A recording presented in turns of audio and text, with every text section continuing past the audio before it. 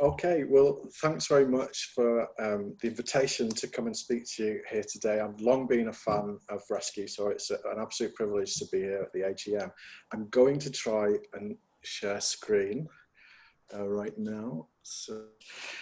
So I was looking through the introductory materials, and I can see that cheese and tea is listed on my bio as one of my expertises. So apologies in advance for anyone who's stumbled into or feels they've stumbled into the wrong Zoom call. That's more of a side hustle. Today, I'm talking about my day job. And as you can see from the billing here, I'm both co-founder and projects director of DigVentures, a crowdfunding and crowdsourcing platform for archaeology, but also a PhD candidate at Leicester University, researching new tech-enabled modes of participation and the digital and collaborative economy. A busy couple of jobs, you might say, and you'd be absolutely right. Reid Hoffman, the founder of LinkedIn, says that founding a startup is like throwing yourself off a cliff and building the plane on the way down. I think if you chuck in a PhD on top of that, it's like doing all that, but with lead-lined boots. So I wonder what could have possessed me to want to both found a startup and also research this new emerging field. In a word, exasperation. Now I'll describe the startup or practice side of that exasperation equation in a moment. But for the research end, it was driven by a concern with what was being written about digital or crowd-based approaches in archaeology, some of which have been a commentary on our own work. On the one hand, I'm referring to the overly positive, smiley face evaluations that wax lyrical about their Facebook followings or see digital as our salvation. And on the other, the kind of problematizing critiques that see digital approaches and crowdfunding as a neoliberal sleight of hand, a final extension of the market into an otherwise pure and unsullied arena. Now, in the rush to characterize and define these emerging practices, analysis from both positions falls prey to what the sociologist Michael Mann calls the sociology of the last 5 minutes, which I've always found a very ironic and short-sighted position, given that archaeology's standard chronological measure is in 50-year blocks. Now, in this short presentation today, I'll be taking a wider view of our social, technological, and digital landscape. I believe that thinking with the long-term view of an archaeologist about these issues will enable strategies to creatively reimagine our purpose and relevance for the long term. With that, I have these three simple questions. What do we mean by digital innovation? What are the things in the way of achieving this? And how will we know when we've succeeded? Now, rather than make our jobs more efficient, the main point I want to focus on is the transformative potential of digital to radically change how we fund, resource, and communicate our work. Now, hoping that this then leads to further discussion later on today. But many of the themes I'll touch upon are covered in much more detail in these recently published papers. So for a deeper dive into the detail, you can follow up there.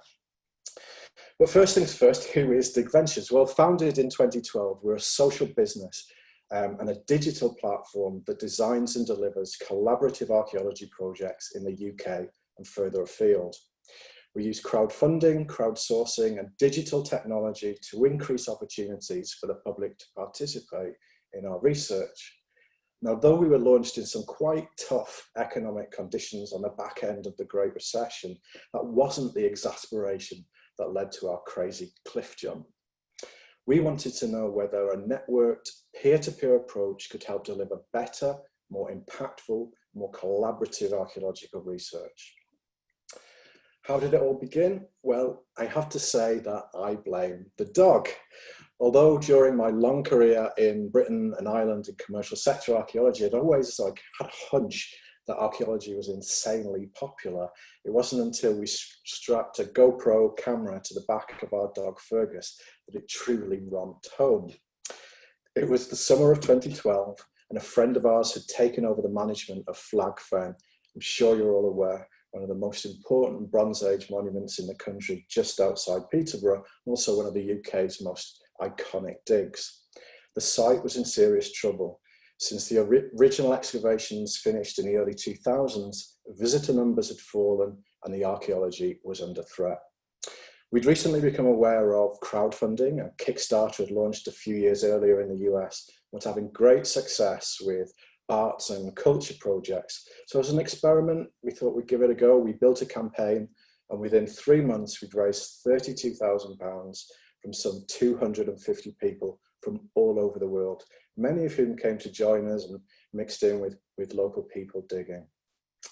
Now, impressive numbers, but the experiment wasn't really about that. It taught us that the money raised was in some respects the least significant thing. It was eclipsed by the non-financial benefits of people rolling up their sleeves and actively joining the research. And the ripple effects of the project also had a major impact for the visitor attraction. Nearly 2,000 people visited the site over the 3 weeks that we were digging, a 30% year-on-year increase, and that represented a third of the site's annual gate fees. And of those visitors, some 60% were local and had never visited the site before. So we found that in addition to generating this income, new income for the site, that could pay for the archaeological research, this new way of working allowed us to build new audiences for the site, both digital and physical, working towards some financial sustainability over the longer term. So it was pretty much at that point we thought, well, you know, we might be onto something. So that's when we decided to give up our day jobs and become full-time cliff jumpers. Now, since then, we've done this a further 40 times at similar projects throughout the UK, annually averaging around 1,000 dig participants, some 3,500 children and some 15,000 open day visitors. Now, the results in terms of visitorships for those sites have also been very similar to what we achieved at Flag Fen.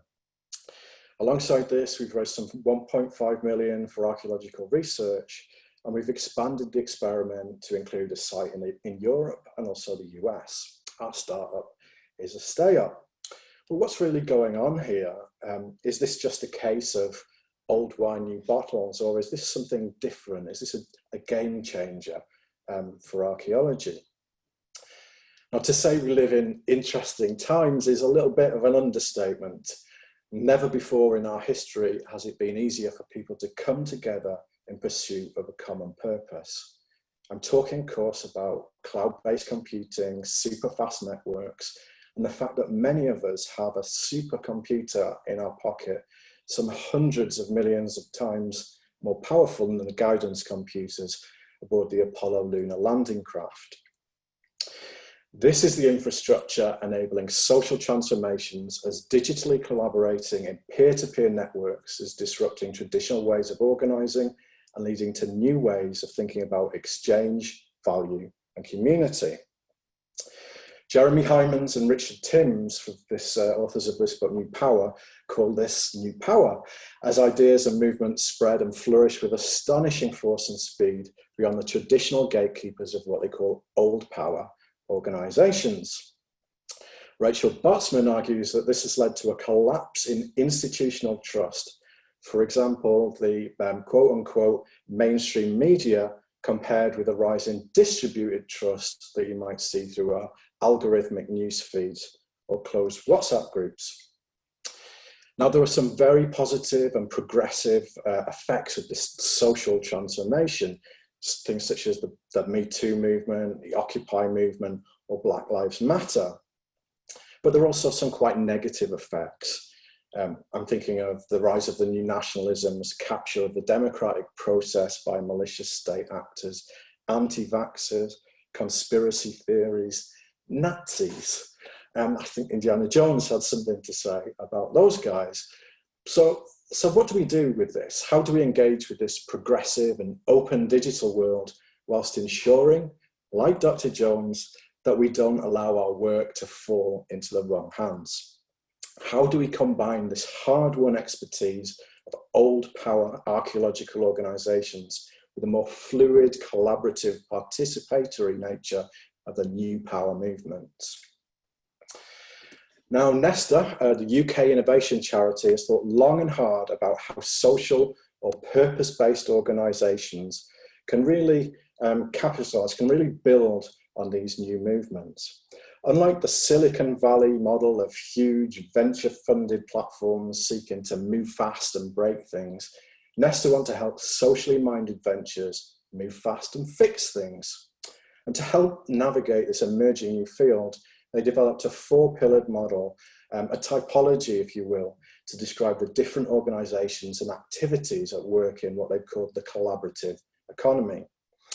These pillars share some basic features. They enable access instead of ownership, and they encourage decentralized networks over centralized institutions, and they unlock wealth with or without money. You can move from the left to right. We have collaborative resourcing models like Airbnb, to collaborative finance like Kickstarter, to collaborative production like Wikipedia, to collaborative learning, MOOCs such as FutureLearn. These organizations draw on platform economics. They make use of idle assets to create new marketplaces, and in so doing, challenge traditional ways of thinking about value and exchange. So positioning the DigVentures experiment in the collaborative economy certainly fits with our experience of this hybrid new power, old power model. But rather than focus on one of these single pillars or types, and we've actually niched on a single discipline, archaeology, to build and service a community around a common interest. So to look more closely at the DigVentures platform, you can start and begin with the archaeological resource itself.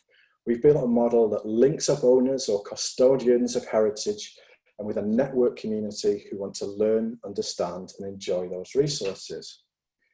Moving into collaborative finance, this is underpinned by a model similar to Kickstarter, and we've been able to generate income and non-financial contributions from a network community through crowdfunding and crowdsourcing. And then into collaborative labor. Of course, we came to realize very early on that crowdfunding isn't just about the money. It's about building deeply engaged audiences who expect to behave not as mere consumers of information, but as partners in its production. To enable this, we created a web app called Digital Dig Team so that participants can publish and capture data directly from the trenches using text, photos, video, or 3D models, and then upload this to the website, harnessing comments and contributions from the crowd. But of course, being radically open like this doesn't remove all barriers to participation. It makes no sense to publish all our data if very few people actually understand how to use it.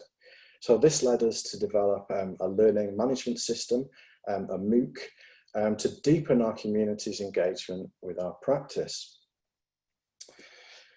So, okay, right. So generally when I give presentations like this, about half the audience are thinking, fantastic, that's awesome, how can we do that? Whilst the other half are like sitting back in the chairs thinking, well, actually I'm a bit concerned. What about the ethics? What about publication?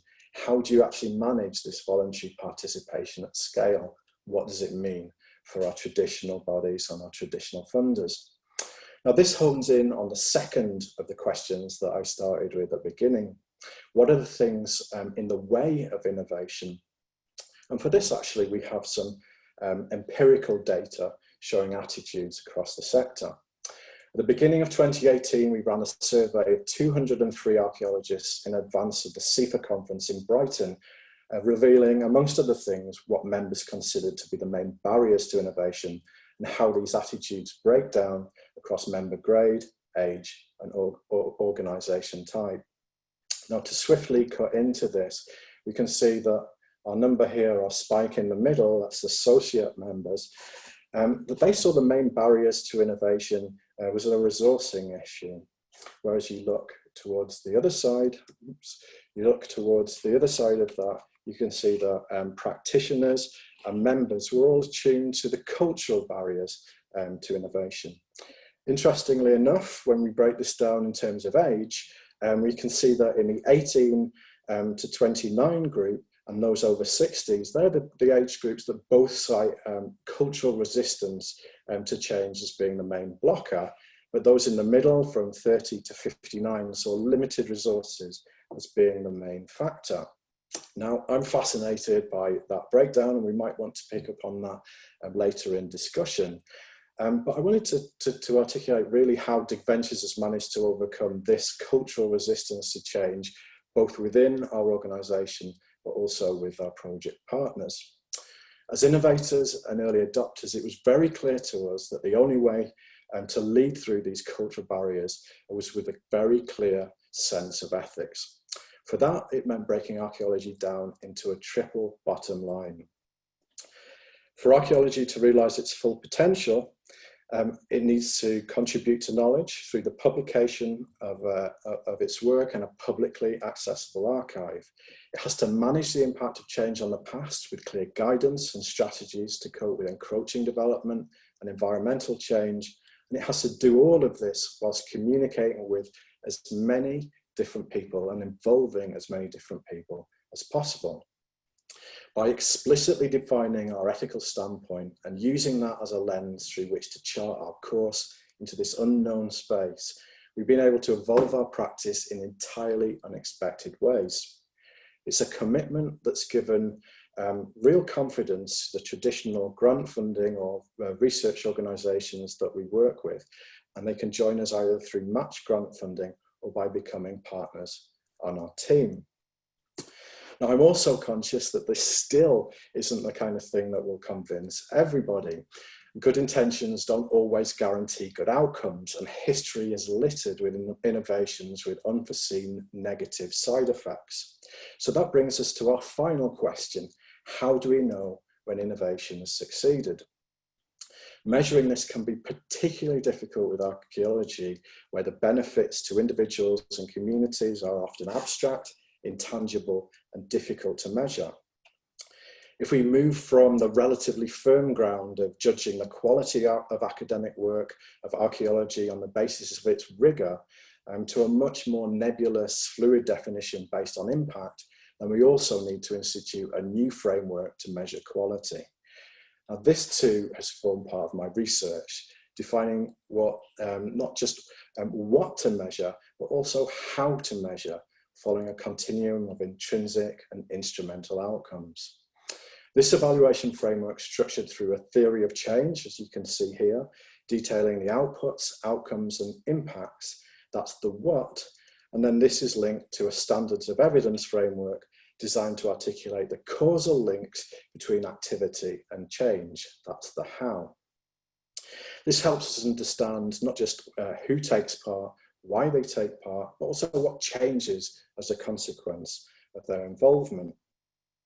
Now, I don't want to go into these in any detail now. It's just enough for you to know that they exist, that they're there, that they underpin our evaluative process.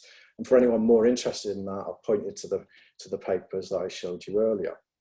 I do want to look at the data around two perennial concerns that archaeologists have in relation to digital methods, though. The first is that crowdfunding can create a paywall around archaeology, meaning that only the very privileged can get involved.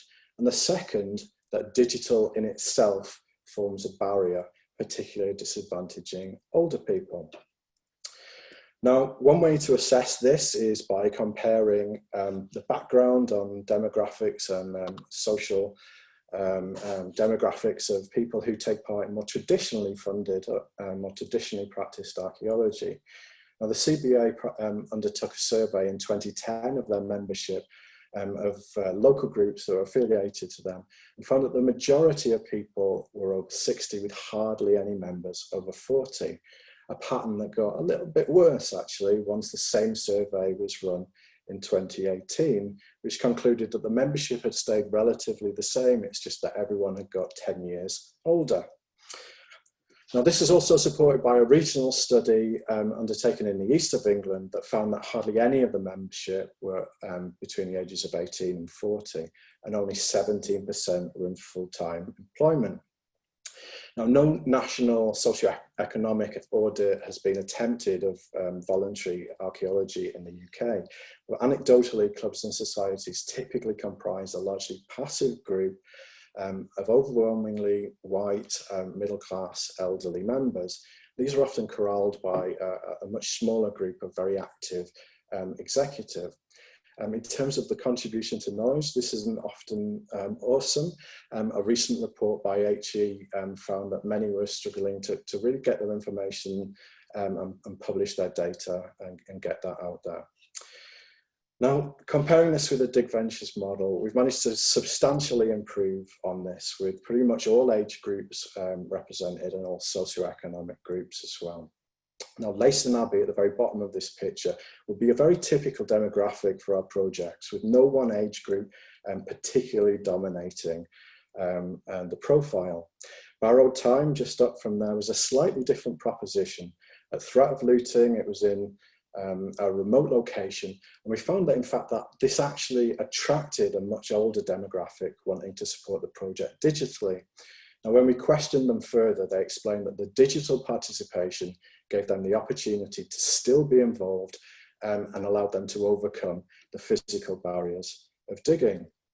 So looking at this just very briefly, and that's a Lacey Abbey profile, socioeconomic groups on the right-hand side, and the age profiles on the left. You can see it's relatively even. And here we are at borrowed time, where we can see the digital participation, and just here, the older groups are more heavily represented. So bringing this to a close now, my final case study, I wanted to focus on this capacity of digital to overcome those physical barriers. In this very strange moment of a global pandemic, physical barriers to digging now affect us all. Unable to run any of our field work at the beginning of the year, in March, we opened up our CIFA accredited How to Dig course for free to anyone as an experiment. This has been an opportunity for us really to kind of test this idea, you know, what is the barrier? Can digital help bring people to archaeology, but also can it help them more broadly, and particularly in this moment of, you know, great personal trauma? Let's just say we've been bowled over by the response. We launched our virtual dig, our 6-week course. It's based on the skills passport of primary, secondary, tertiary skills, benched against national occupational standards, accredited by CIFA. It attracted some 8,000 adults, children and families from 81 different countries.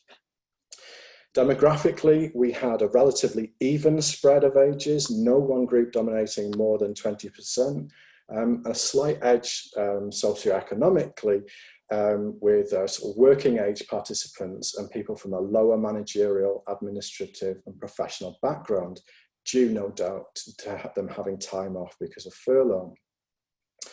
This was an entirely new audience for DigVentures, but also a new audience for archaeology. 70% had said they'd never come near to archaeology before. Now, this case study is currently in peer review, where we've looked at various different themes, such as the improvement in people's mental health for participants, alongside perhaps the capacity for these crowd-based approaches to genuinely contribute to knowledge, potentially through the identification of sites through LiDAR assessment. Now, this will soon be published. The paper's called Physically Distant but Socially Connected, Virtual Archaeology in the Age of COVID-19. Don't want to go too far into that now, but I thought it was a really good one to finish on, demonstrating the potential opportunities for reimagining archaeology through a digitally networked approach, if only we have the confidence to face the challenge. So to recap on our 3 questions, we've seen that digital innovation is much more than something to just make our current jobs more efficient. By reframing this as a system or a platform, we can change how we fund, resource, and communicate our science. We've looked at some of the cultural and resourcing barriers around digital innovation and looked at data around perceptions of this, how it breaks down across age and professional level, and shown how leading with a strong sense of ethics can give us the confidence to experiment with alternative models. And we've shown how a clear strategy on impact evaluation with a theory of change, helping to define the what to measure, a standards of evidence framework articulating that how, can help us feedback and scale those digital opportunities to many thousands of people all over the world. Now, I hope to have shown what can be possible with an intentionally designed digital platform approach to archaeology. We're guided by the principle articulated so well by Rebecca Solnit in her book, Hope in the Dark, and I quote, "It is not hope that leads to action, so much as action that leads to hope." So please, together, let's be brave and jump off a cliff. Thank you.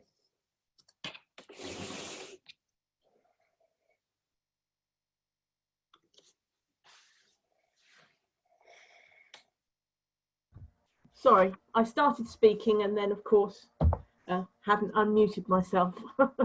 Not very good with the old digital innovation. Yeah.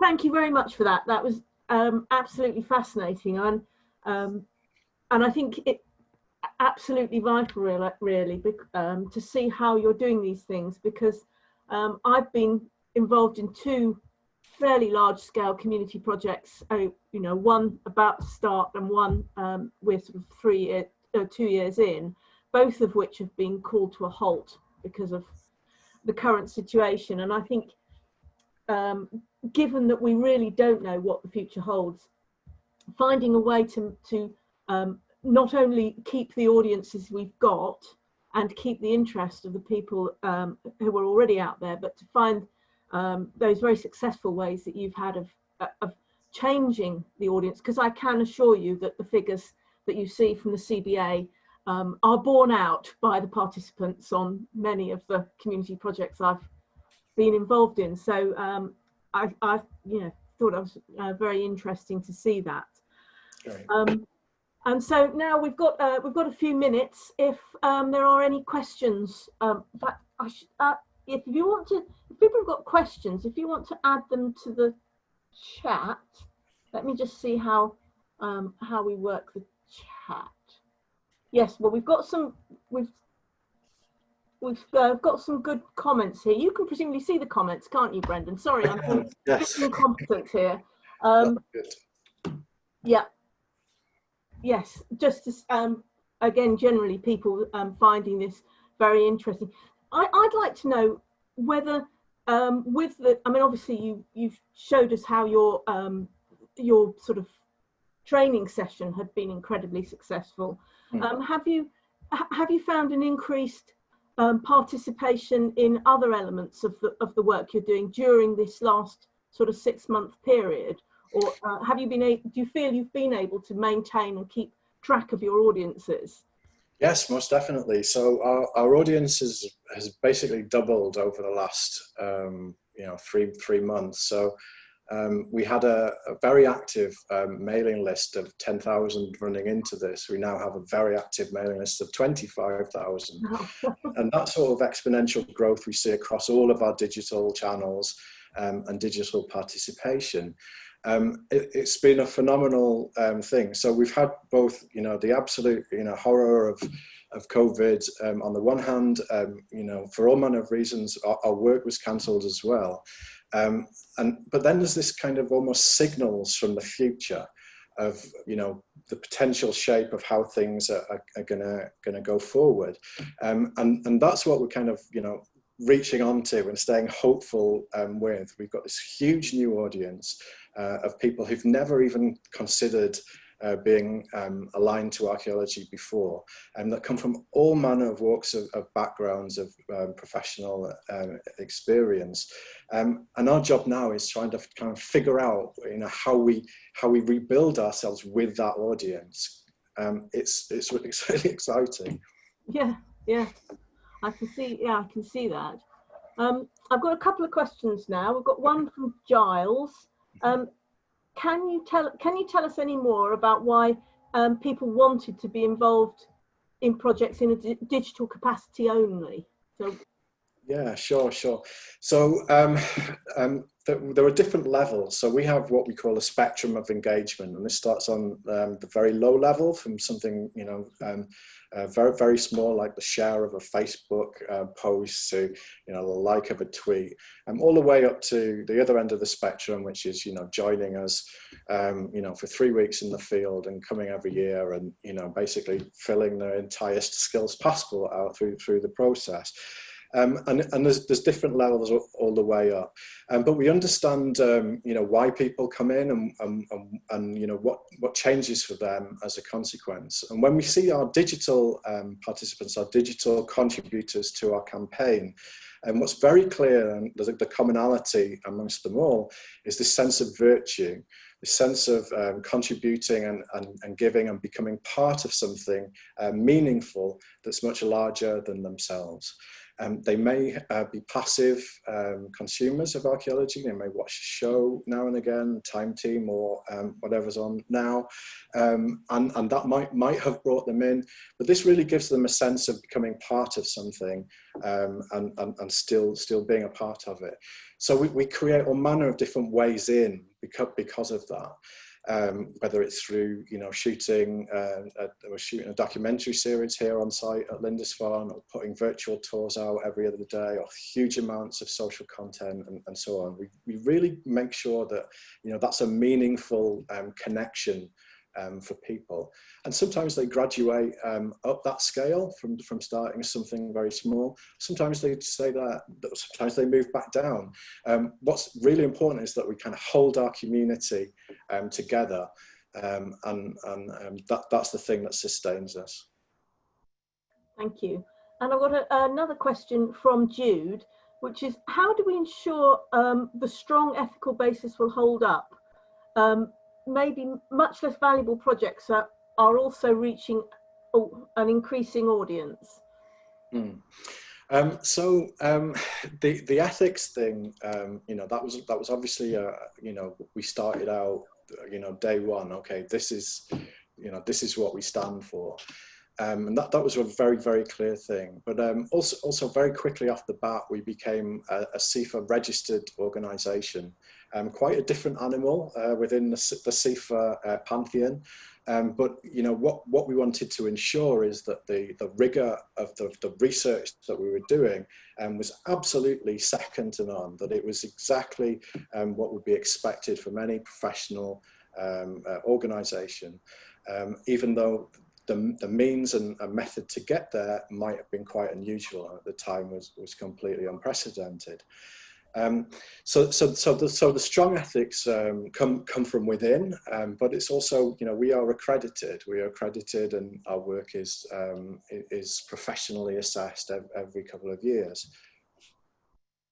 Also, you know, I mean, many of the sites that we work on are, you know, either scheduled ancient monuments, or they come under the umbrella of Natural England. And, you know, there are a whole host of, you know, different stakeholders out there who might not necessarily have a lever on us in the same way if we were working in the planning process, but still have a part to play in monitoring our work. Thank you. I've got one more question from Thomas Cromwell, and then we'll move on. Sorry, Dan, but I think most possibly your question, Dan, your question could come later on in the panel period. But if we can just, if I can just take this one question from Thomas Cromwell, and then we'll move on.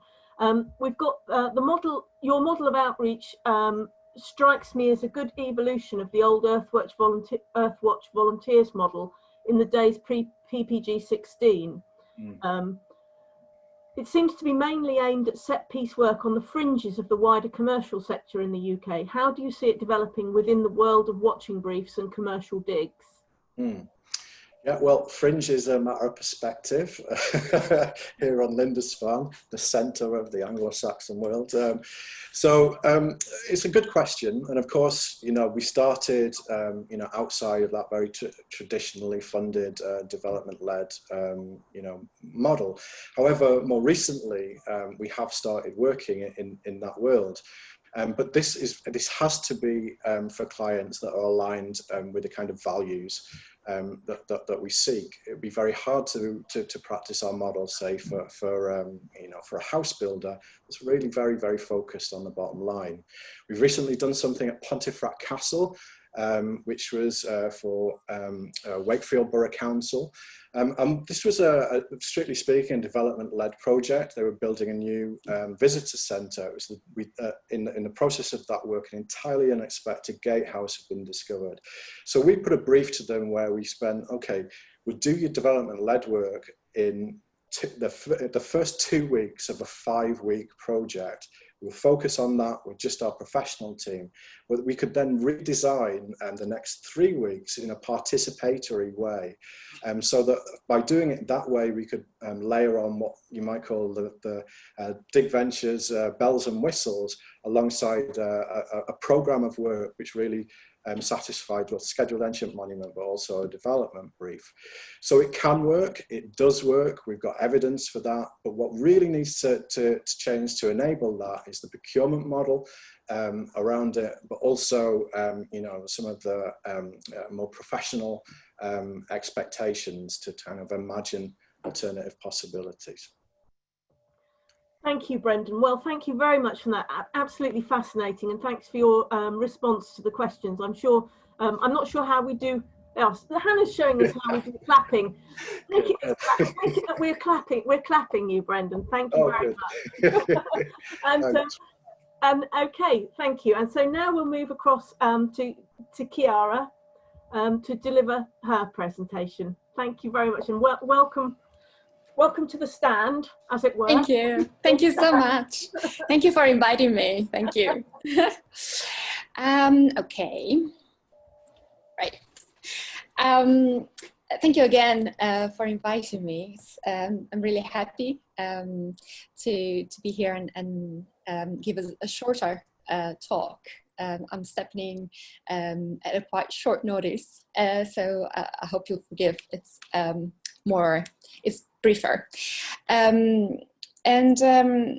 What I'll be focusing on is co-production, particularly co-producing knowledge and collections online. And I thought I would start first with an initial part that is more of an introduction on what I think are the main areas on which we've been focusing as a sector, archaeology and heritage alike so far, and also the ones where perhaps we've been focusing less and nevertheless have a lot of potential.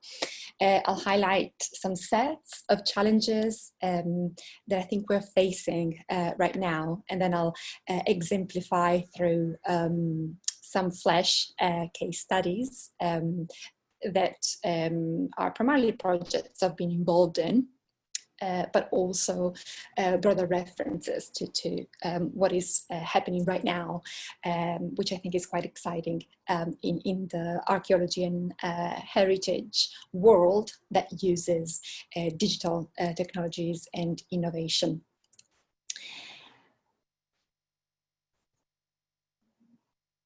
So digital heritage and archaeology, what I mean by that is primarily our efforts to really understand the impact of digital technologies on 3 things. The first is processes of interacting with the past, so digital engagement. The second is how we research both heritage and archaeology using digital technologies, and here I refer to, of course, computational methods within archaeology, but also, for example, web data mining, ways of accessing and analyzing grey literature, but also uses of data science to understand how people experience heritage online. And finally, ontologies. So what kinds of new heritage resources are we creating in the process of enabling engagement with different communities and publics online, for example? Now, so far, there's been a lot of work within the sector on the first 2 points, a lot of efforts in enabling new, exciting kinds of digital engagement, finding methods to analyze data, undertake research in heritage and archaeology. A little less, I think, investigated and looked at is the third point, So exactly what kinds of collections are we creating online? For instance, when we enable public engagement via digital means, what are the ethical implications of these? Who are we including and excluding? How are we dealing with existing social networking platforms, for example, and their own policies? And challenges, the challenges we're facing, I think we can identify three core sets. One has to do with big and bigger data, the data delusion, how we're dealing with that. For instance, how we're dealing with black boxing and increasingly closed web platforms. I think this is also something that Brendon was mentioning in his talk. But the fact, for example, that we know less and less how platforms such as Instagram are working with our data, and at the same time we can less and less extract data from them to understand how communities are engaging with archaeological materials that we post on these platforms is something to be really paying attention to. And of course, this has an impact on the extent to which we can study and understand also the ways in which people, independently from us, independently from experts and our sector efforts, are creating their own either private or semi-public archives using these platforms. And this knowing and getting to know these private or semi-public archives can be really interesting and useful for us in order to understand better the public values of archaeological and heritage resources. By studying what is posted and how it is posted online, we can get a better understanding about the social and cultural meanings that people attach to heritage places, heritage objects, heritage practices. But to do this, again, we need better expertise and greater skills, particularly in terms of data science skills. And there's been an increasing number, of course, of training programs recently within heritage aimed at tackling the issue of upskilling the heritage sector when it comes to digital skills. But again, data science is something that is less addressed compared to skills that directly relate to, for instance, digital engagement and way of enabling that. The second set of challenges has to do perhaps with the over-reliance on in-person experiences of archaeological and heritage resources. Whether this is digitally enabled or not, we rely a lot on people being at places, people physically being close to archaeological materials. Again, Brendon mentioned this, but what is the problem with that? We've seen it more during, obviously, the COVID-19 pandemic. We've seen, according to statistics provided by NEMO, so the European Association for Museums, 90% of museums closed their doors in March and April 2020. Pretty much, as we well know, almost everything stopped. But there was a spike in the attempts that were made to go online and embrace digital technologies, embrace digital innovation a bit in a rush. Now, in essence, we can say that the pandemic has exposed how much we were tied to the in-person presence. But the problem was there already, and we could see it in terms of economic sustainability. So how much the online world was underexploited within the digital economy, and how fearful sometimes the sector was in trying to find ways that are also socially sustainable to monetize aspect of digital engagement online. And this brings me to the third set of challenges, which is about sustainability. But sustainability, which I think should really be understood as threefold. So economic, social, and environmental. We often tend to focus on the first of these elements, but they really are all important. So sustainability is about being able to attract financial resources to run archaeological research, archaeological work, but it's also about social sustainability and the opportunity to create communications that are inclusive, and it's about environmental sustainability and the impact that the digital infrastructures we create have on the environment. And of course, it's really difficult. I don't think it is possible, in fact, to ensure that all these elements are 100% met at the same time. And it's always a trade-off to understand, for example, what aspects of digital engagement can be, again, monetized, can produce income for businesses, for organizations, and what aspects do not. And there's not a one-size-fits-all approach, I don't think. So it's a matter of involving stakeholders and negotiating which aspects should be prioritized or not on a case-to-case basis.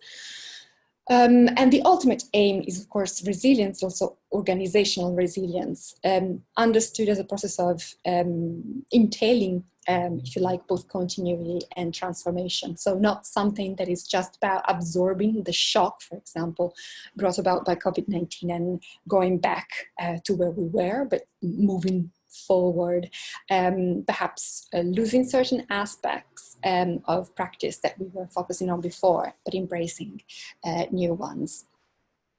And after this brief general points, I'd like to touch upon some practical elements of building on projects and drawing on projects I've been involved in. One in particular on which I'll be focusing more is micropasts, which was a project originally funded by the UK Arts and Humanities Research Council. So we got about £300,000 in 2013 to set it up and get it moving. And it was a collaboration between a university partner, then UCL, and the British Museum. And the aim of this project has been to establish collaborations between citizens, as we say, working within heritage and archaeology and outside of it, in order to co-produce primarily archaeological data through crowdsourcing and open data. The project is still ongoing, and I chose it as a case study because it really allows a number of observations and a number of underlining a number of points, particularly as regards sustainability that I mentioned at the beginning.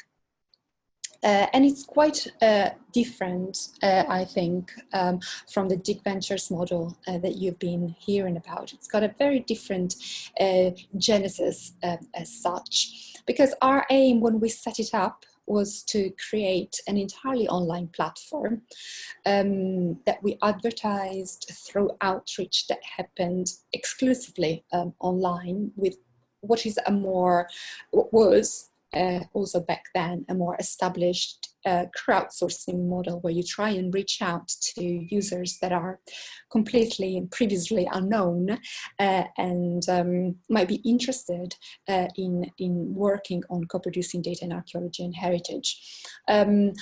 I suppose this is more comparable to the last phase that Brendon was talking about for DigVentures, of this COVID-19 phase, with people coming that did not have any attachment to different sites. In our case, people across the globe who came about because they had an interest in archaeology or history, or, as I will be highlighting even more, an interest in undertaking specific kinds of volunteering activities. Over the last 7 years now, we've been working with about 20 organizations in the UK and internationally on heritage and archaeology crowdsourcing. And if you go on micropasts right now, crowdsource.micropast.com, you find a number of different crowdsourcing projects that are available. So on this platform, we've created different applications to co-produce different kinds of data. We've done this by creating templates that each template is and was designed in order to co-produce a specific kind of data. So there are templates which focus on transcription of object cards and georeferencing. There are templates that are about photo masking in order to facilitate the creation of 3D models offline. And what is specific about these templates is that they were created using free and open source software, and in a way that they would be adaptable to serve the purposes, the needs of different collections. So they are modular and easy to tweak. Basically how the quality control worked was through a redundancy-based approach. So the same task would be performed by 3 or more contributors each time. But of course, there also was another kind of quality control, which is in the form of the relationship that we had with volunteers, because as in any kind of crowdsourcing, but more generally, in any kind of digital engagement, you tend to have a number of volunteers, a number of people who are very heavily engaged, and this number is small, and allows you to work very closely with them, and therefore also to work on data quality in a very close and collaborative way. And then you have this long tail of more fleetingly involved people who might come about and try just one of or 2 tasks in our case, and then leave. We've been releasing data in an open format under a Creative Commons license as we were going along, but the data will also be permanently archived with ADS, and this is something that in part has been done. Uses of these data and impact, of course, it's been used in part in order to advance knowledge in archaeology and fuel research on a number of different themes. Here you see metalwork in the Bronze Age, but it's also been used in order to enhance, for example, museum collections by adding an entirely new and at that point non-existent layer of online presence, for example, by using the platform Sketchfab, on which we uploaded all the 3D models that we've been creating thanks to the photomasking crowdsourcing work that had been done through micropasts. And of course, Sketchfab, as you'll know, allows for a very detailed kind of annotations that helps us to provide details about an artifact that would be difficult to provide through more traditional and offline displays. And this is another example of how we've been using some of the models in order to enhance in-gallery interpretation as well, so from the online to the offline. And although I would say that there were two different types of crowdsourcing applications that we've been enabling. One was primarily research focused from the start. So there was a research agenda that we had in mind and we wanted to pursue, and we were asking people to contribute, work around, to contribute towards that. And the other set of applications was composed of more pop-up applications. And here is where we were just working with organizations such as the Mary Rose Museums to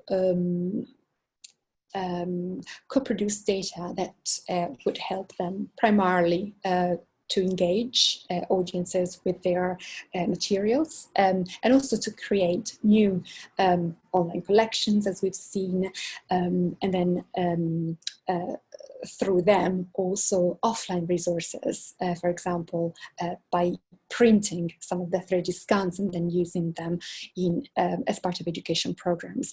And this was really helpful because of an online platform that we had created with some quite investment from a financial point of view, we could really help organizations that were smaller and had less training in the whole of the digital engagement realm to enable activities that would have been very difficult for them otherwise.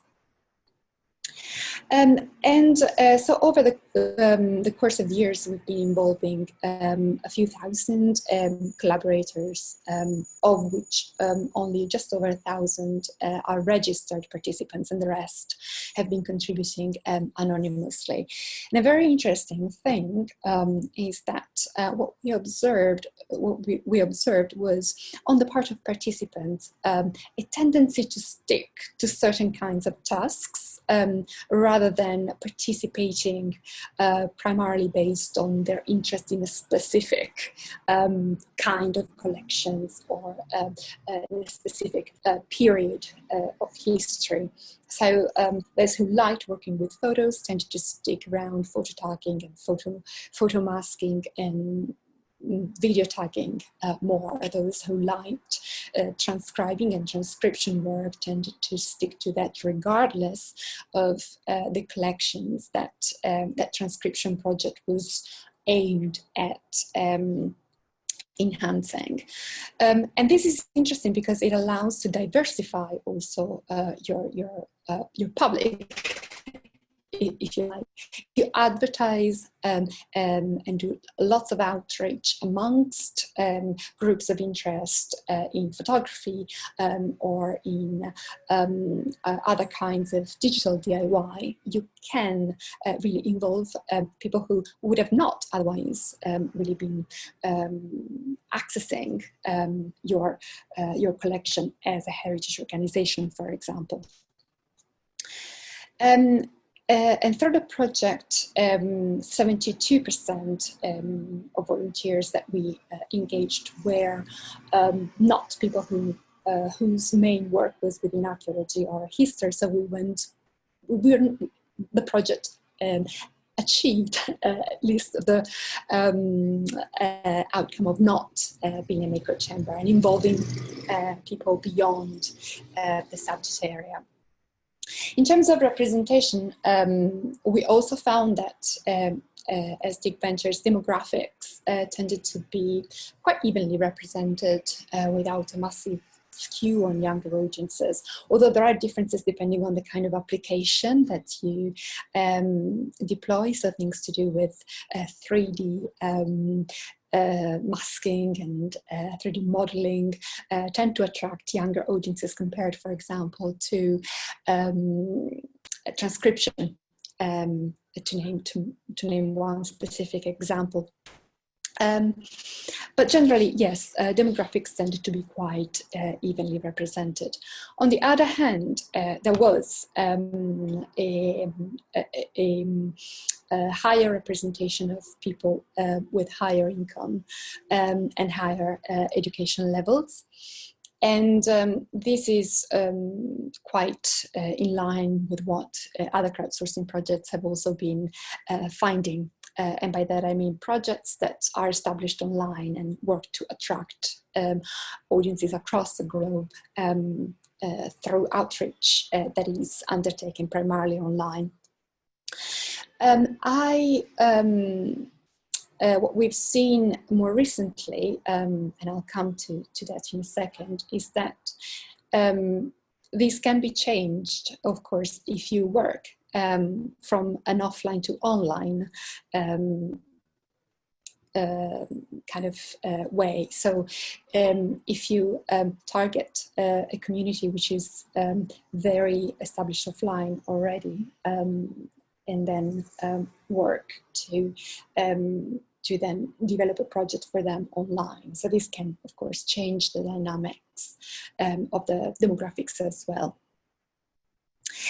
And during COVID-19, because this initiative was already up and running and ongoing, we could repurpose it. Both from the UCL side and from the University of Stirling side, we used the platform in order to help students undertake the fieldwork, which had then at that point become an online fieldwork, co-producing data using crowdsourcing. We've used it also at Stirling, both for that and for staff training purposes, archive stuff and museum stuff. Now, one of the things that I wanted to stress is that Micropasts has not been working at a 100% capacity over 7 years of its duration. It's been at different point in time, it's been more or less intensively active, but it's remained always to some extent active. It was because of this that we could then just transform in part its use when the pandemic came about, and we could repurpose it in a way that worked for the aims that were more pressing during that pandemic at that time. And the point, I think this point is very important because in a way I think it might be useful to start thinking more to what extent it is more efficient to do less, perhaps, so jump a little less on the latest tool, latest thing that might be appearing to us as a great idea in terms of digital innovation, and instead cultivate projects, bespoke platform-based projects over time. The case of DigVentures is one. Perhaps our case of Micropasts is another, because these are the ones that, because they are already there when there is a sudden problem, you can then readily adapt to serve the new needs. It's very difficult to create something from scratch. It's very difficult for this something created from scratch under pressure and in a very short time period to be sustainable economically, socially, environmentally, as I was mentioning before. And I'd like to end, I think my time is finishing, very briefly with some final thoughts on what we do with online collections that are created by people independently from us, but about our work and about archaeological and heritage sites. Collections that are on Pinterest, on Instagram, on Facebook. This can tell us all about, saying at the beginning, the values that different individuals and groups attach to heritage places and heritage objects. And it's very, I think, important that we research them more so that we start thinking how we can integrate them in on-site and also online presentations of these places and objects. They're also useful when we try to define ways of curating heritage transformations offline, because they can inform us of the ways in which people value these places, and we can take that into account alongside other values when we make heritage management and heritage preservation choices. And here's just an example of a project that I've started with other colleagues in Europe. Laura. Hello? Just say 5 minutes to go, yeah? Yeah. That will be, that is, does exactly that, which is trying to look at how we can use people-centered approaches to understanding values in order to design ways of undertaking heritage preservation offline. And I'll just close also with a point on what we do with essentially, the importance of thinking of ways that are also playful, for example, chatbots, as you see here in the slide, that can actually tease out and help us to provoke audiences and communities when it comes to, for example, dealing with users of heritage online that are controversial, as we've seen as part of another project that was involved, ancient identities, for example, uses of the past as part of populist nationalist narratives.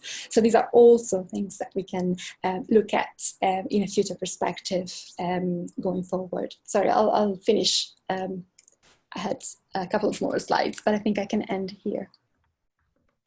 Thank you very much, Chiara. That's extremely interesting, and very interesting to see, how you're using the digitisation data to generate access to that data across all those different groups through the research and the education and in those other ways.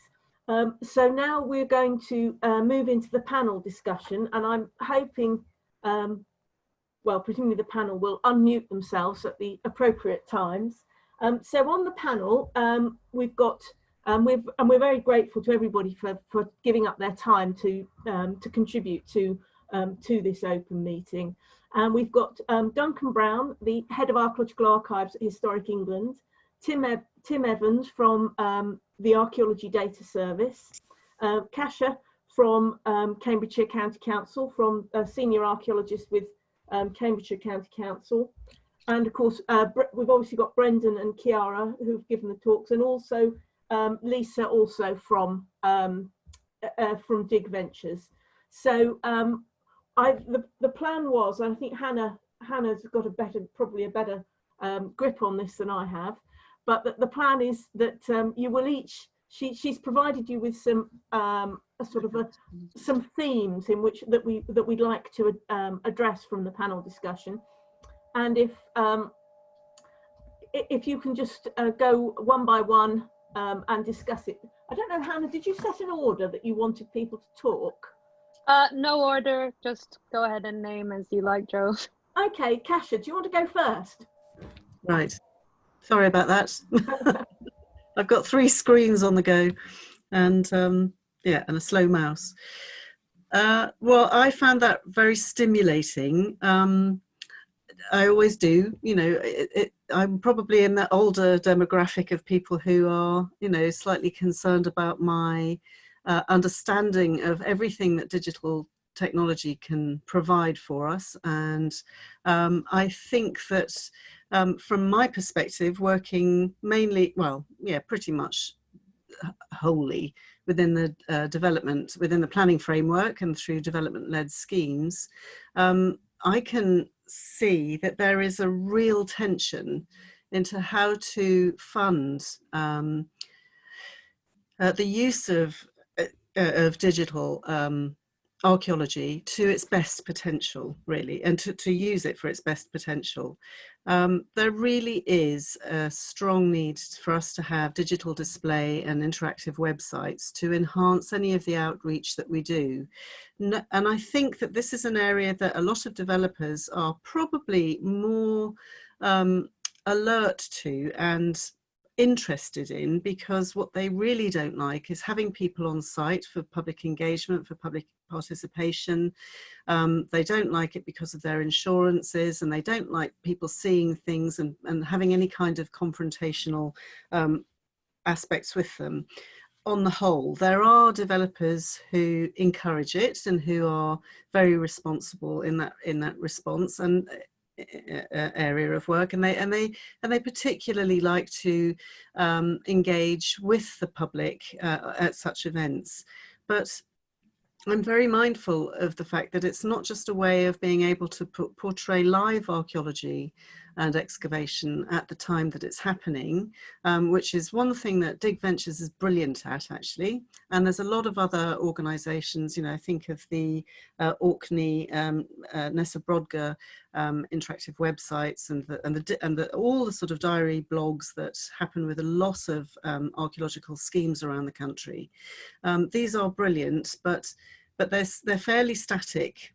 And how we sort of use the information, build on it to be able to sort of assist with interpretation and really get people inspired and excited about archaeology is something that I'm really very interested in exploring.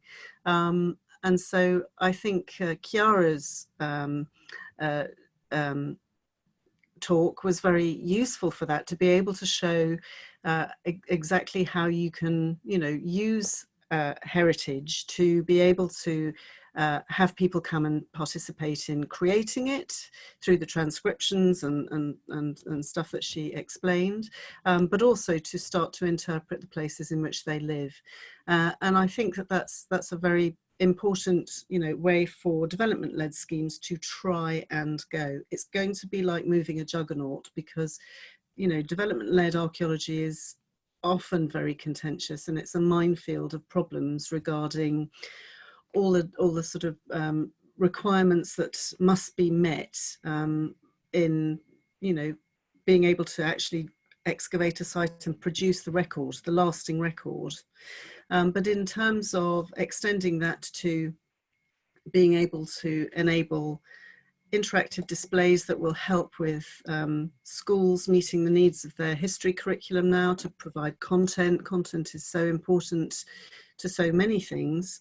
I'm just very mindful of an experience that I was part of at Must Farm, which, you know, if anybody doesn't know Must Farm, have a look at www.mustfarm.com and have a look at the dig diaries and the post-ex diaries that occur there. And again, they're sort of, it's a blog, you know, it's a running or a weekly blog of information output.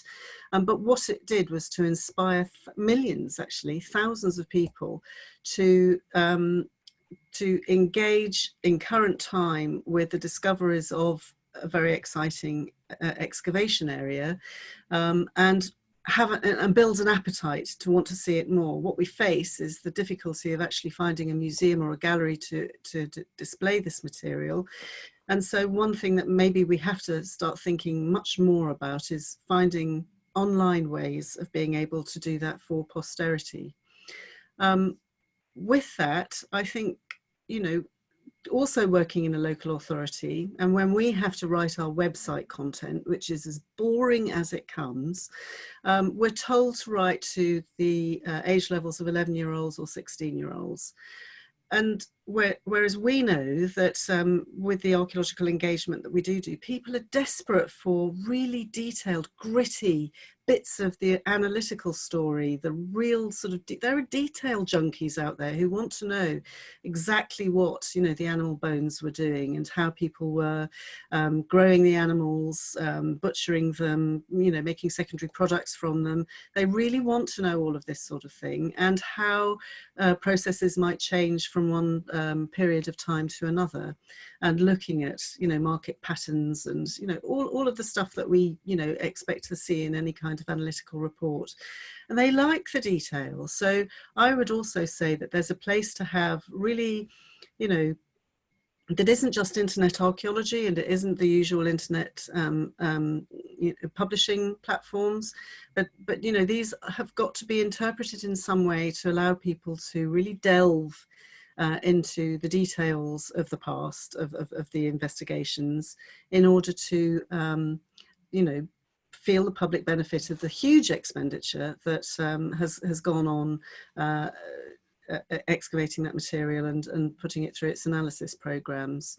I'm very aware that books are fundamental to our own research and our, you know, to our needs, but I think that I don't think they'll ever go, and I don't, you know, I would never advocate that they have no place. They absolutely have places in our world.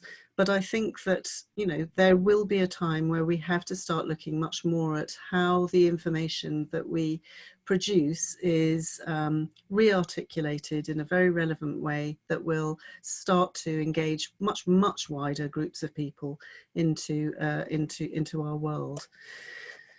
So, so in terms of looking at the DigVenture models, I think they're incredibly successful. I think they have attracted and infused a lot of people to come and take part, as you've described today, Brendon. And it's a different form of interaction to what a standard development-led scheme is able to do, which is usually one day here and a little bit of, you know, public participation at parish meetings or at, you know, in society meetings, to be able to, and in thematic conferences, to be able to showcase their wares, if you like. But I think that, you know, being able to amplify the community archaeologists' remit in each of the, you know, commercial units, you know, we have to sort of marry up getting all commercial units to have a really good outreach wing, so that they don't tread on your toes and you don't tread on their toes, but also to marry that with you know, the greater need for a wider dissemination of the information that comes out of these sites. So I would sort of really, you know, bang the drum for putting a lot of detail into the public domain, and being able to, you know, find different ways of encouraging, you know, volunteer participation in that process as well. And just one last thing that, you know, springs to mind is HS2's experience in this as well. I'm not part of that, but HS2 are looking at, well, they have used a lot of volunteers to research, you know, the biographies of people who were buried in some of the cemeteries at Euston and parts, incredibly successfully. You know, huge amounts of people have wanted to take part in this kind of historiography, and I think that that's a very, you know, it's a very important and valid legacy of any excavation project. So yes, I think we've got to move forward with how we do development-led archaeology and how we can bring all the experiences that Chiara and Brendon have talked about today to mesh it into our world more, knowing that it's costly, knowing that digital is, digital archiving is still fairly new as a concept, and it's going to really hurt development schemes as this is rolled out more. So, yeah, problems ahead, but we've got to work to try and achieve something good. That's all I'd like to say for now. Thank you very much, Kasia. I wholeheartedly agree with you. I think there is a desire to move more digitally, but it does tend to be something that's a bolt-on, and what it actually requires is a whole different approach. Genuinely looking for innovation, not just something that we add on. But also, I think to recognise that it's a specialism. As much as a Flint report or a pottery report or anything like that, digital archaeology is a specialist subject area, and so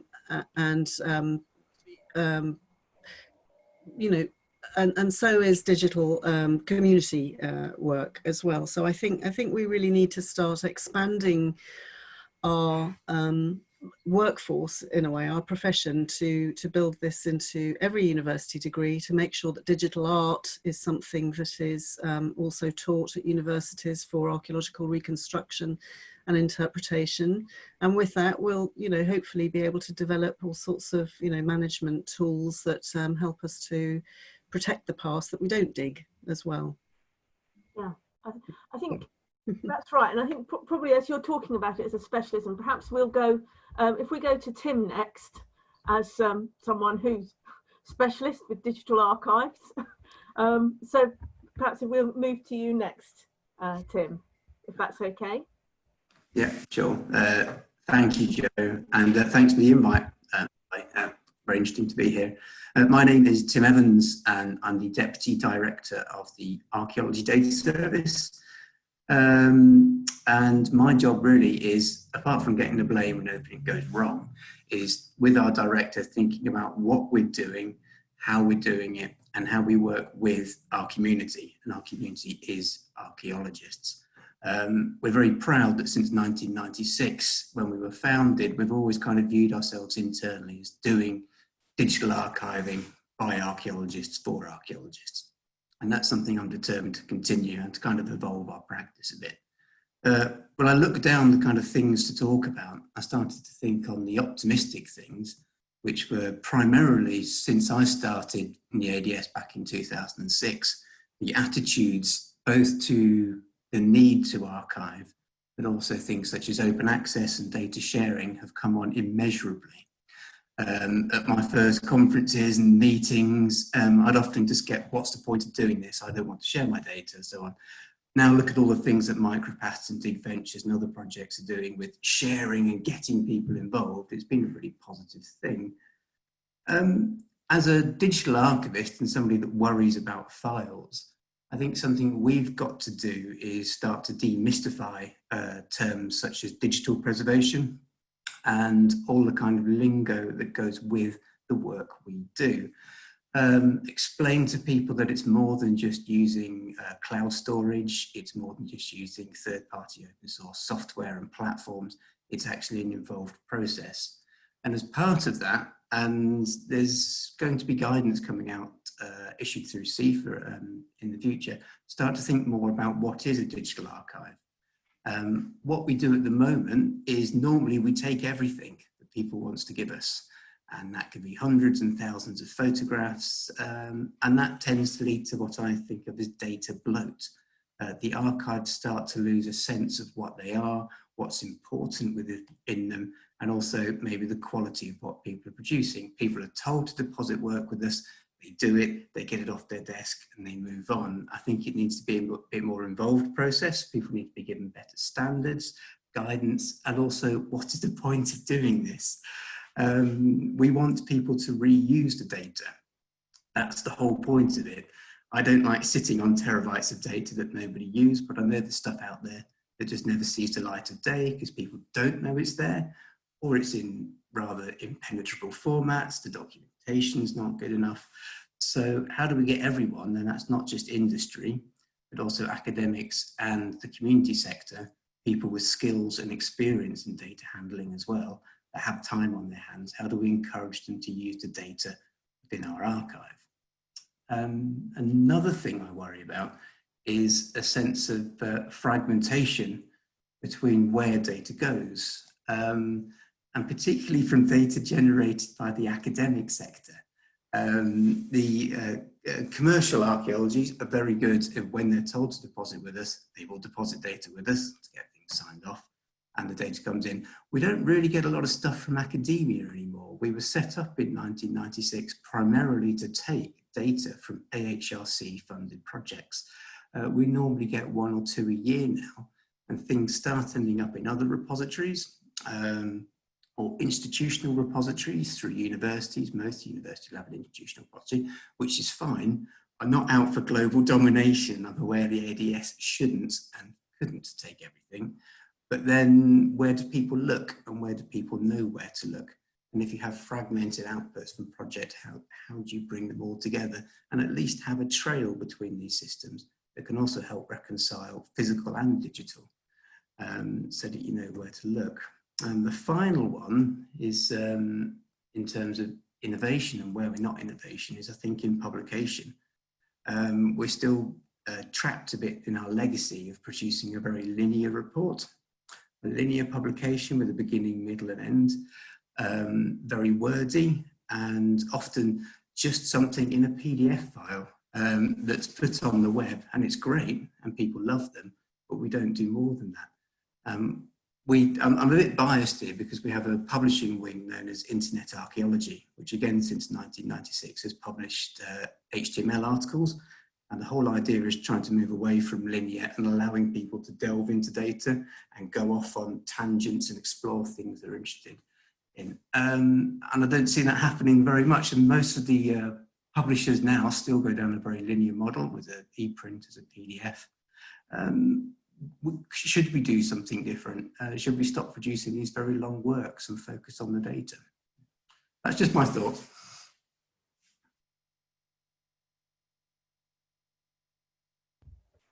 Thank you, Tim. Again, it's you're raising some very interesting points, and you know, again, possibly we're not approaching the digital to its full potential. If we can move on to Duncan now, seems like the right way to go. Someone who's providing us with the guidance. All right, yeah. Pressure. Thanks. Yes. I don't want to reiterate what Tim's just been covering. I think I'm probably in an even older age demographic than Kasia, so I've seen digital innovation in the form of the first PCs coming onto archaeologists' desks in the early 80s, the use of mainframes in the 70s even, through to where we are now. I've seen it as a pottery researcher using computers to do the same things more quickly, making it easier to share data and making it easier to interpret data.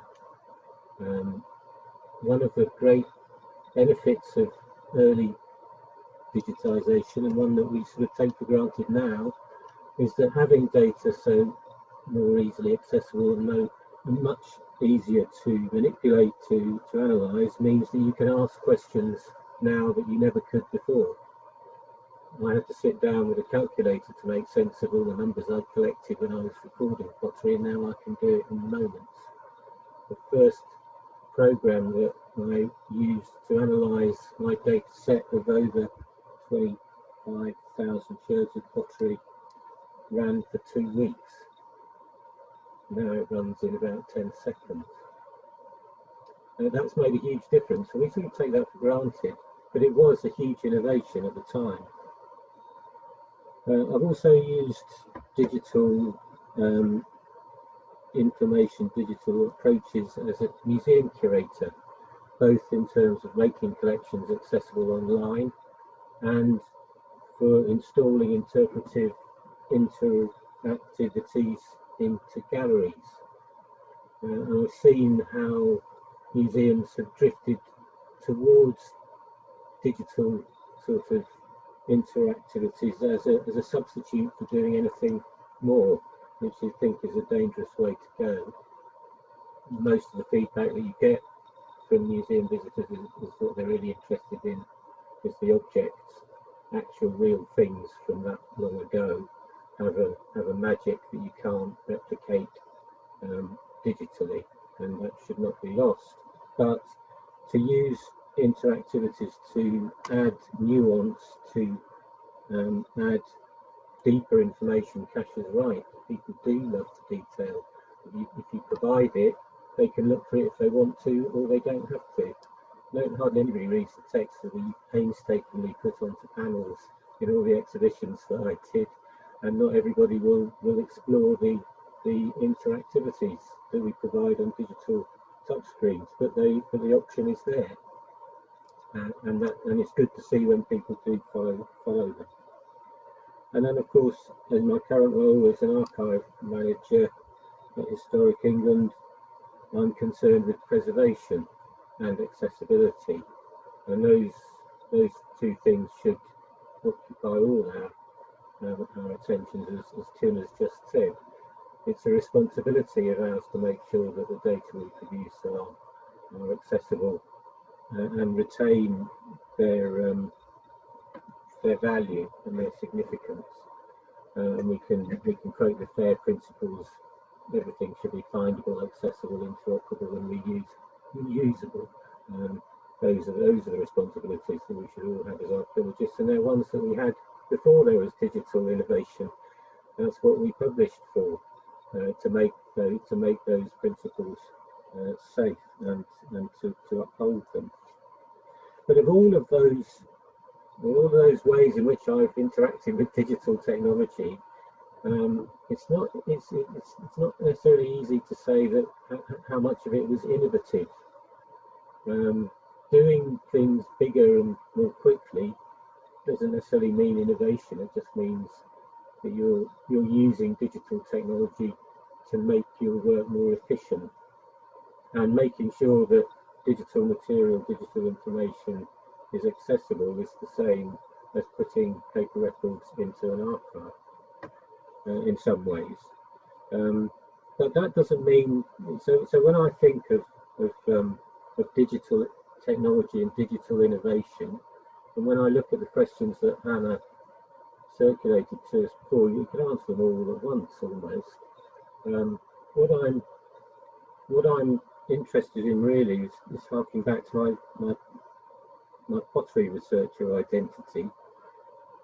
Some years ago, I worked with a computer scientist to put as accurate models as we possibly could of medieval pots into accurate models of medieval environments, domestic environments, interior environments, and see what they look like. And to attempt, we did a lot of research in trying accurately to represent medieval lighting conditions, to model the behaviour of beeswax candles, of olive oil lamps, with all the different colour contrasts that they produce, to understand, to get inside a medieval dwelling, if you like, and to see how things behave. It's easy, in some ways you can do that in a reconstructed medieval house at the South Downs Visitor Centre, but we went there and we did some filming, but it's not the same because you can't really reduce the amount of dust in the atmosphere. You can't change the source of the lighting or the position of the hearth as easily as you can in the digital environment.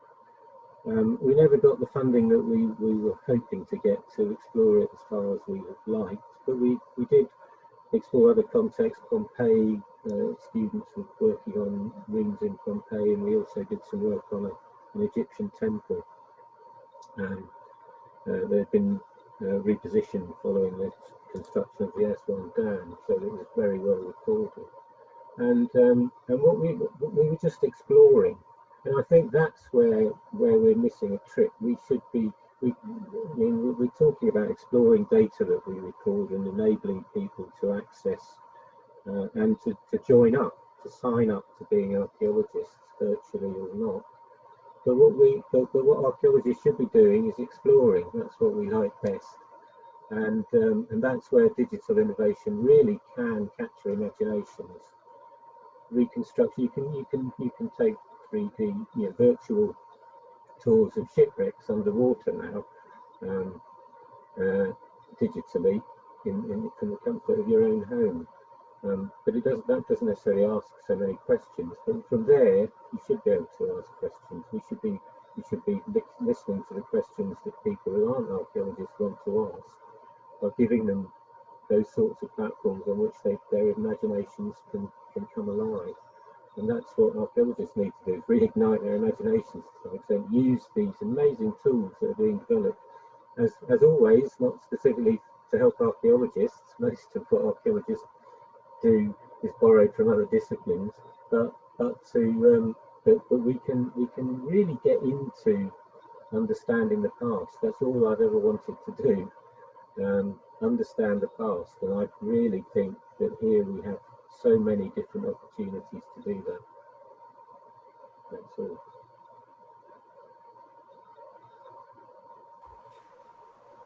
Thank you, Duncan. I think you're talking about exploring the past. Possibly that leads directly into coming on to Lisa and DigVentures. It feels to me anyway that is very directly what they do with people at DigVentures. So Lisa, over to you. Sure, and I have to apologize if you hear any strange noises from behind this curtain. My puppy is snoring his head off. And I'm in the dig house on Lindisfarne, so my options for this call are limited. I want to respond to sort of points from everybody, since I'm in the cleanup position here. I'm the relief pitcher. But I think, Duncan was talking about, innovation, digital innovation, and we very much see this as process innovation. And when you come from an entrepreneurial perspective, you automatically are always prompted always to question everything. So we questioned everything in the way that we built DigVentures as a team doing archaeology. How are they formed? What are their priorities? Who is involved in doing it? Where are the decision points being made? One of the experiments we did is, we only put in a company org chart when we realized that people outside the business needed to understand what we were doing. And so I think when it comes to Kash's point about what's possible on developer-funded archaeological sites, we have to question the agreements that we've made with developers about what we're allowed to share, when we're allowed to share it, why they have so much worry about that information being public sooner, or enabling access, physical or digital, in ways that they haven't done before. We just sort of accept it as rote, that this is the way things have to be. And I actually think, I'm completely now in a post-COVID mentality. Things are just not going to go back to the way that they were before in every possible way. And that's down to, huge companies in Canary Wharf of 500 people or more telling their staff this week that they're just not going back to work. I'm less concerned about Pret not surviving this than I am about the potential that gives us to renegotiate our relationships with the gatekeepers of our information. Most archaeologists that I talk to would do so much more if that wasn't in their way. So, I think now is our time to just maybe, take a step forward really quickly in that direction, whilst everyone's still a little confused and not sure what they can and can't say no to. And, that's just me. I apologize later. Sorry. But, we just saw in the Highways England framework, this articulation, they're looking for something now called PACE. It's one of the things that they're making decisions on. That's public archaeology and community engagement in a Highways England framework. So, how are traditional commercial units going to respond and articulate how they do that? Because that's not just about running open days, that's about understanding your audiences. That's about, the comment that we saw earlier on placemaking. It's not up to us to use placemaking, it's up to us to understand how the work that we do already does that. And which is why we've worked so hard on the theory of change tacked to a standards of evidence. You know, we have to be able to evidence that. We all know the transformative power of the work that we're doing, not just on ourselves as professionals, but in the places where we work. I mean, you know, here on Lindisfarne is a perfect example. We're in a really small community, and the difference is tangible, socially, economically, and in terms of the value of the research that we're doing. So I think really there's a culture shift around digital that has to be the first step for us as archaeologists who do commercial work, who do community work, and who are focused on data.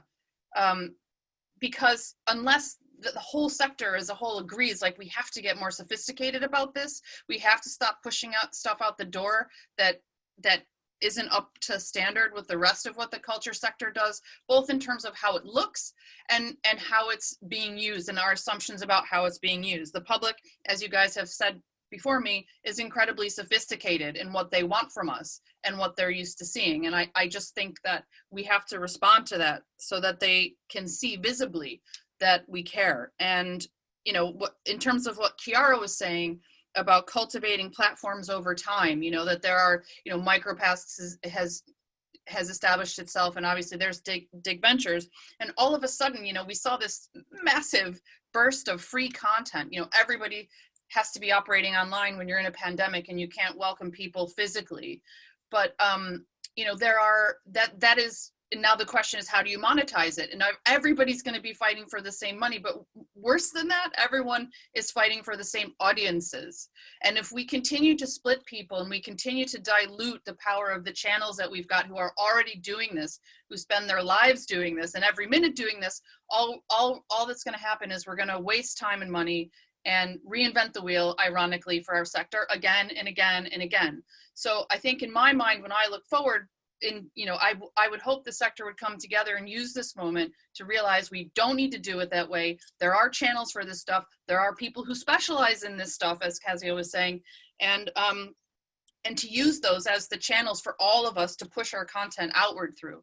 Because, you know, the audiences are enormous, but they do get fragmented quite easily. And that can be a problem, especially when we're trying to make progress with diversity and inclusions and speak with a clearer voice, you know, to be able to bring people into what we do and have them understand what we do.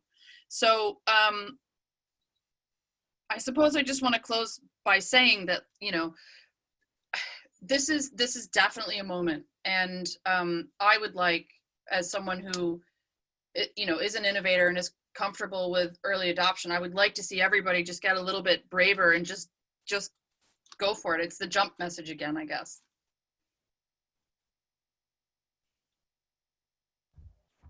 Thank you very much for that, Lisa. I think that was a really great a great piece to finish on, really, in terms of the sort of the panel talks. I'd like, we've only got 10 minutes left, and I'd like the opportunity for people out there to ask any one of the 6 of you or all of you questions. They may well want things that you all need to contribute to. I think, I don't know whether Hannah.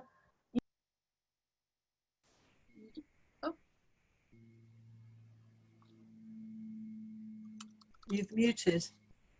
Joe, we can't hear you anymore. Sorry, I don't know how I managed to do that. Spacebar, I think, probably. I'm just saying, Hannah, is that the first question? Was that the one from Dan that you had for Dan's question that you were going to... Yeah, that was from him, but there seemed to be a few from Giles, Thomas Cromwell. Shall I read? Yeah, do you want to do questions then? Okay.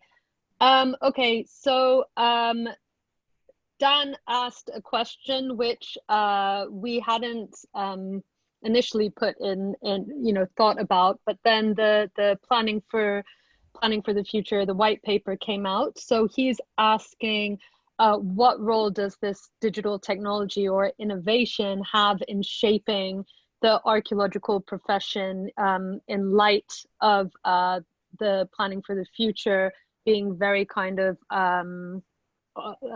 digital based or pushing this sort of like digital space. And he says, what what are the main challenges in integrating digital technologies within the profession and practice? And I sort of just wanted to expand on that, and it was touching on, for example, Chiara's talk as well, but this idea of you know, inclusion and pushing again in the white paper, but these democratic principles so much, and whether there's any views on kind of how to use these digital innovations that people have been working with to think about, you know, a more green and more participatory planning process. So that's the first question.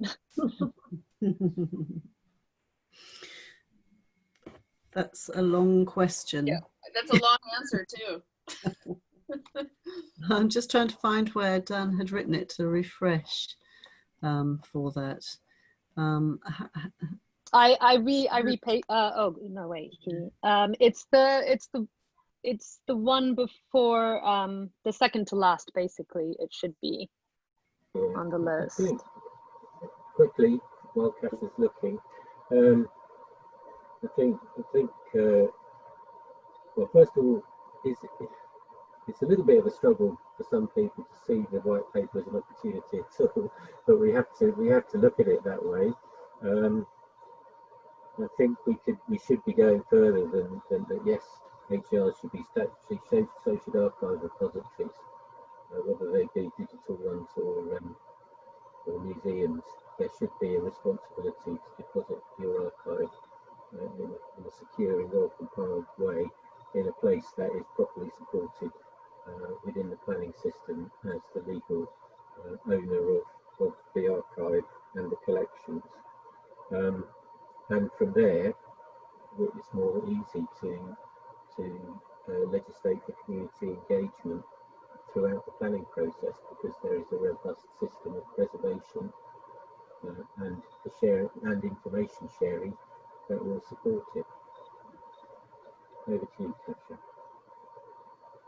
Yeah, I mean, I find the planning white paper to be almost impossible to really interpret in terms of whether there's going to be any retention of archaeology, you know, after the deregulation slash and burn might occur. I think it's very worrying, actually. It doesn't talk about archaeology. There's no place for it. They're talking about building and virtually nothing else. I'm hoping that it will be, you know, treated in the same way as that most of, you know, this government's other sort of policies have been, that they're here one day and gone the next, and something better hopefully will come and replace it. But I think, you know, years ago there was a heritage bill that was going through Parliament. Crash happened and it didn't get it, and we didn't get the act. But you know, we definitely need to secure the HERs and for the future, because they are the empirical data set of where everything should be stored, obviously with ADS and other core trust seal digital archives that will, I'm sure, expand across the country in the next few years. Really, really important to do this. But I can't, you asked as well, Dan, about local planning and how we can use digital innovation to affect local planning. I think we could, but we're going to be completely hand-tied because there's no funding. Local authorities have got absolutely zip money, as you know, and you know, the will is there to try and use the information that we've got to do some real enhancement stuff, to be able to sort of expand the context of building in new areas within local plans. And but you know, there just isn't the funding to do it. So if we want to use archaeological evidence really innovatively, it's got to be matched with a big injection of cash in order to do that. You know, my colleagues in local planning are very worried, not archaeologists, you know, everybody else, very worried about how they're going to be able to sort of come forward with oven-ready areas for developments in the future, because the emphasis is that local authorities have to do this rather than developers, which is what the traditional model is. So, you know, does that mean then that government is going to fund us better? It's hard to know that. It's just hard to know that. What's your view, Dan?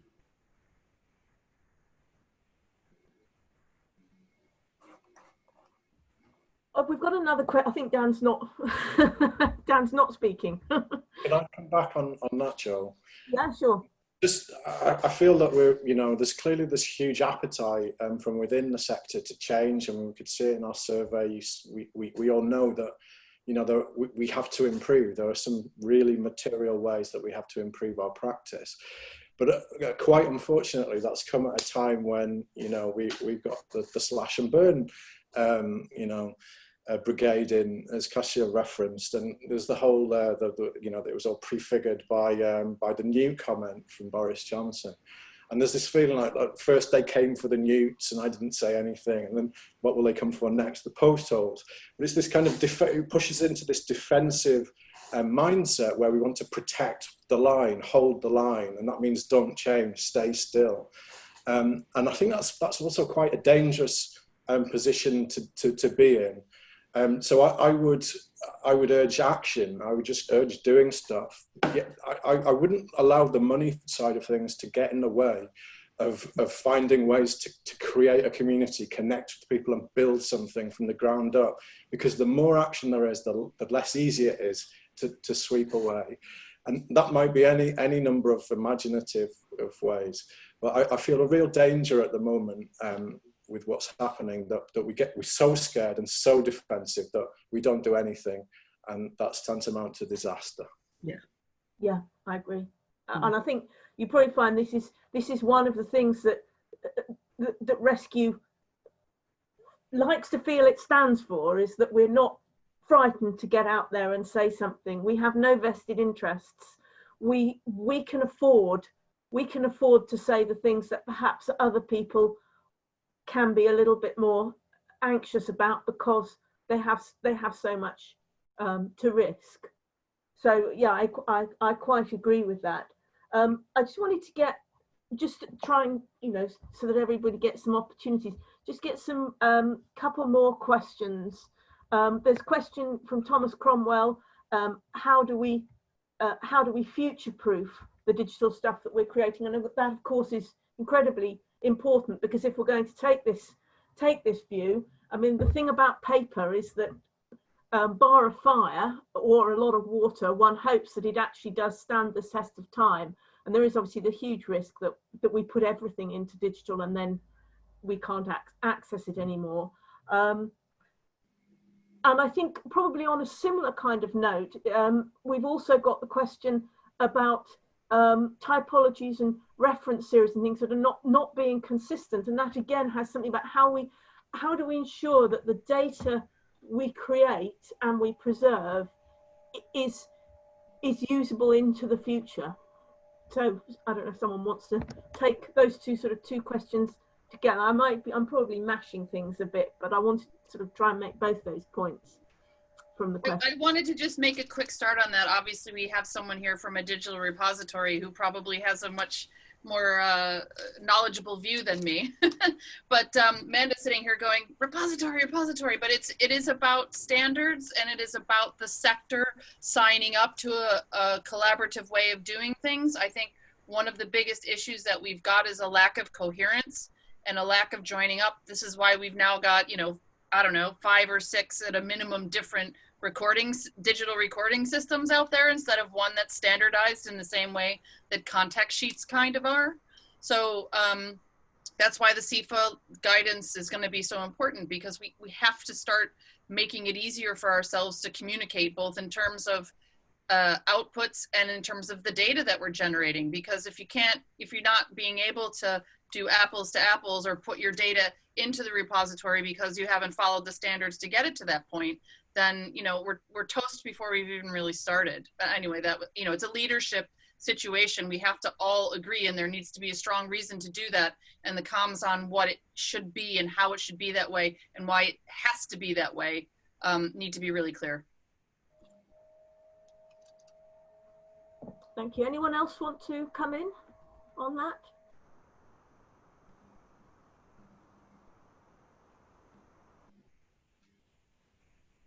Well, if Tim's not going to,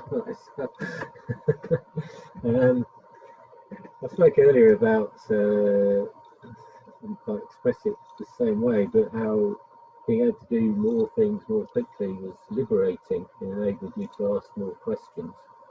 I think it's really important, if Dhurst is Derek, then hi Derek. I think it is really important to be consistent in how we record. Doesn't matter if you use a different system, as long as you're calling things the same. You've written metadata down there. That's the key to almost everything that we record digitally. You have to make sure that people can understand what you mean by the terms that you use, and we all use too many shorthand terms. Yes, Duncan. Hello, Duncan. It's Derek. Hi, Derek. Here. Hi there. Yeah, quite right. I mean, we even have difficulties communicating with each other about some of our data. Obviously, I'm coming specifically here from the point of view of ceramics. Even talking to a fellow specialist, I can end up using terms which I wouldn't necessarily use. How you then overcome that to talk to a wider public in a sensible way where the data actually makes any sort of sense without an awful lot of work, I feel is something that it's now time that we actually concentrated on rather, and realize there's a major stumbling block to getting useful data out there, which is of use to researchers, but also the wider public. So I think it is time really to sit down and examine that question, which I think we've been dodging for an awful long time, personally. Yeah, there's another question. What's the minimum? What's the maximum? There is no maximum. There shouldn't be a minimum. Well, There should be just everything. Yeah, I'm talking, you know, very much about pottery types and so forth, fabric types, Yes. form typologies and Well, so forth. we have extremely tedious conversations between us. I'm not talking about you and me, Derek. I'm talking about archaeologists. But it does, if the data isn't recorded consistently and there's intercomparability, yes, then we have a problem. And we are spending an awful lot of money in our respective projects on pottery and other categories of find, which we give attention to, where the data created is almost only has an existence within that project. well, It cannot easily be. That's why you need metadata. And if you have metadata, your data become comprehensible. It's quite a big step, I Ask think. Manda. Lisa, ask Manda. Metadata, Lisa. Manda, metadata. It's the key to everything. Oh, we're not muted, so I can just talk. Yeah, sorry for barging in. Please do. Yeah, I think definitely metadata and actually allowing people to see how you've, what standards you're using when you're putting things together. But I think some of the chat around how you create legacies of digital data and make it accessible, I think we have to be honest as well when we kind of saying, well, we can't really do so much with digital. Sometimes it might be easy with paper because software's change, things change. Like physical archives aren't accessible.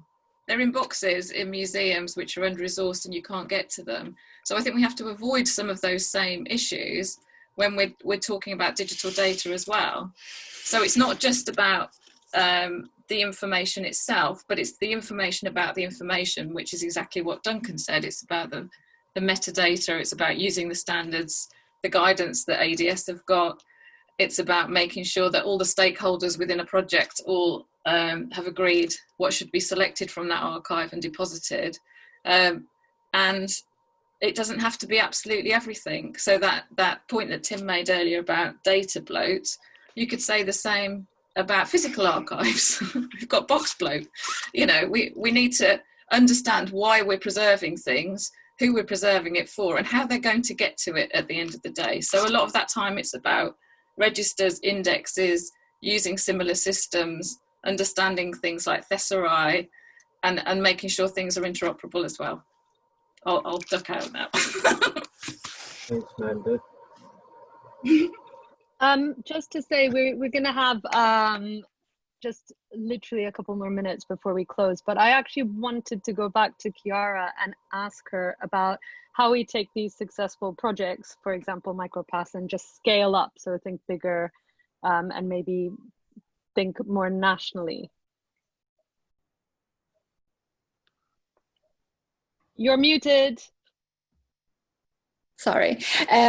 What I wanted to say is that scaling up, given where we are and the fact that, for example, MicroPass is an established project, would be in terms of securing just a few more permanent member of staff working on it. And I think if you had, for instance, help from different large heritage organizations, that could already be possible. So it's I think as regards MicroPass specifically, would be a matter of ensuring that there is a few more dedicated staff members full-time working on that, because the structure, the infrastructure is there, the model is there, and it's working. We do have actually 200 completed projects, to respond to a question that there was in the chat, successfully. And so yes, this would be, as I say, the way forward. And I definitely agree with what Lisa was saying about these platforms are there, they're working. So it's much easier to consolidate them and work with them than to keep on reinventing things over and over again.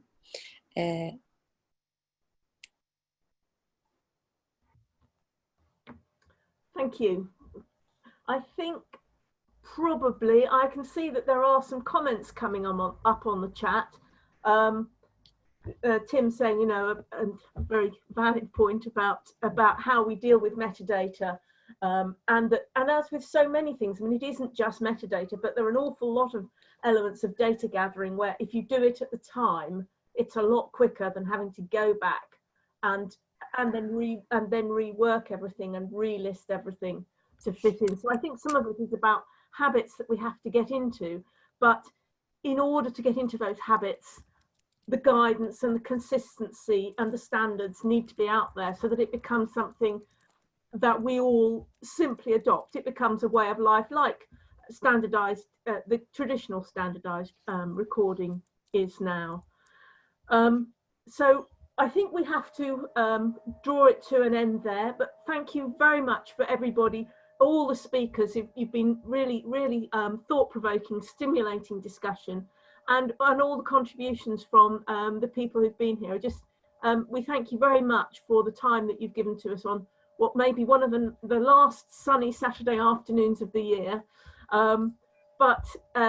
Say thank you very much, and I hope thank you, to Hannah for organising all this. I think it's we've shown that it's a model that can work, and it can work regardless of what happens in the next 12 and 24 months. So I hope that we'll people be able to get together again and have another discussion about something else that's affecting us all in the archaeological world, as we see how it develops over the next few months, probably, as things move on. So thank you very much, everybody, for attending, and I will draw the meeting to a conclusion. Thanks. Thanks, everyone. Thank you. Bye. Bye. Bye. Bye.